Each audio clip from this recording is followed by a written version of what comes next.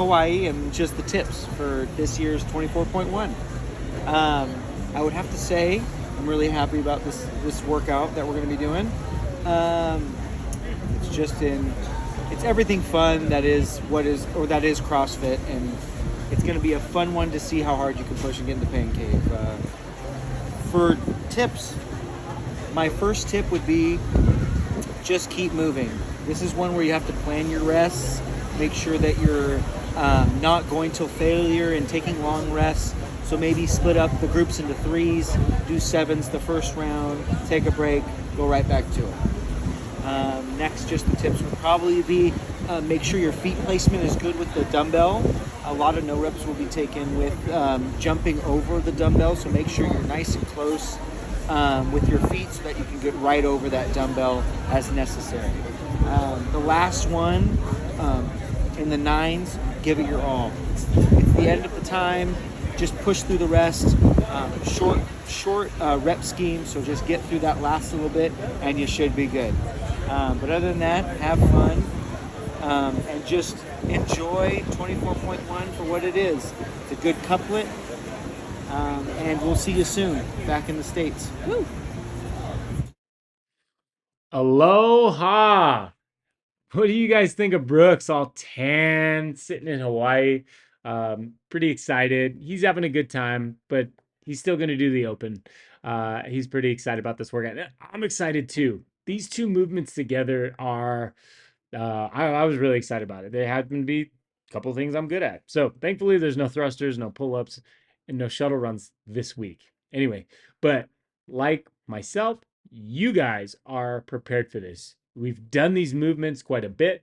We knew they were going to show up, and you guys are definitely ready for it. So let's talk a little bit about pacing. Let's expand a little bit on what Brooks was telling us. So slow is smooth, smooth is fast.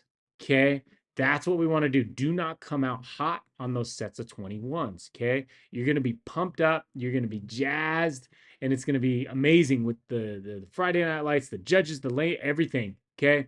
So remember, come out the gate at about 80 to 85%. These 21s are kind of a long set. So we want to be smooth with them. If you sprint them, you will pay for it later. Okay. Now, when we get into the back half of the 15s, that's when we're going to ramp it up a little bit. Okay. Just a little bit. We're going to get it up to 90%. This is where it's going to start to get really gassy. You're kind of edging on that pain cave, going to that dark spot, but you're not hitting there just yet. Okay. Once we get to the nines, this is where we go ham. Okay. If you don't know what ham means, look it up. Okay. We're sprinting the nines. We're going as fast as we can. No rest, no transition. Here we go.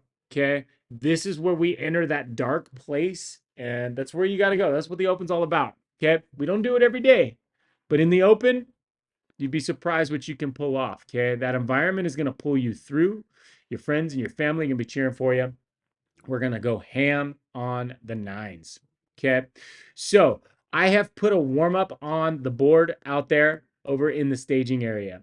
Definitely warm up for this workout. Follow along. The last set is going to be some movement prep. You're going to be doing that at a workout, the workout pace.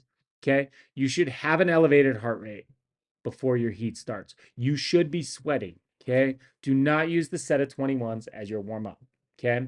Get in there, warm up, get your heart rate up, and here we go.